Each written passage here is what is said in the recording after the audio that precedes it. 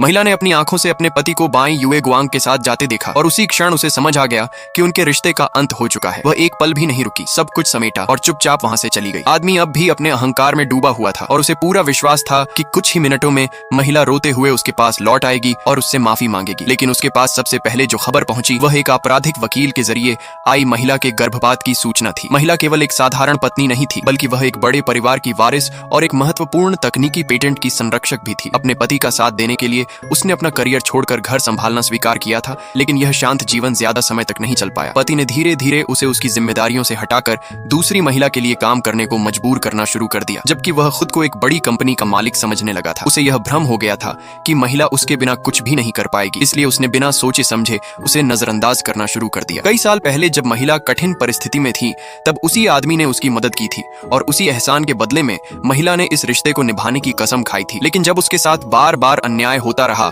और उसकी सहनशीलता की सीमा खत्म हो गई, तब उसने कानूनी मदद लेने का फैसला किया। घर में सास ने भी उसे समझाने की कोशिश की कि वह सब कुछ सहन कर ले और दूसरी महिला को स्वीकार कर ले, वरना उसे घर से निकाल दिया जाएगा। महिला ने शांत रहकर उनकी बातें सुनी, लेकिन साथ ही यह भी जता दिया कि जिस घर में वे रहते हैं और जिन चीजों का उपयोग करते हैं वे सब उसी के अधिकार में हैं और जल्द ही यह सब उनसे छिन जाएगा। घर छोड़ने के बाद महिला ने खुद का ध्यान रखना शुरू किया और अपने लिए कुछ चीजें खरीदी। जब इसका खर्च पति तक पहुंचा तो वह गुस्से में भर गया और उसने महिला को डांटते हुए पैसे खर्च करने पर सवाल उठाया। उसे यह एहसास नहीं था कि वह खुद दूसरी महिला पर बेहिसाब पैसा खर्च कर रहा था, जबकि महिला केवल अपने लिए मामूली चीजें ले रही थी। जब महिला ने इस पर सवाल उठाया तो आदमी के पास कोई जवाब नहीं था। तभी उसे समझ आया कि जिस संपत्ति को वह अपना समझ रहा था उसकी असली मालिक उसके सामने खड़ी है और अब हालात